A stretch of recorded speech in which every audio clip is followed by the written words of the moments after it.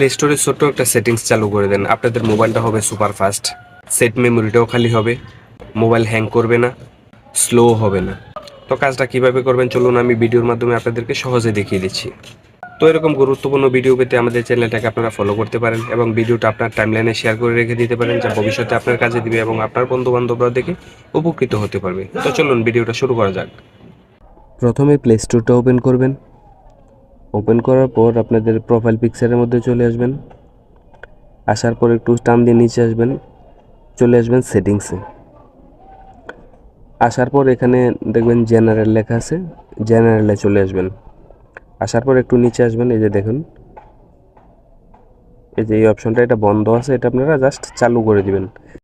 এখন থেকে আপনারা যে অ্যাপসগুলো ব্যবহার করেন না সেগুলো অটোই হাইড হয়ে যাবে।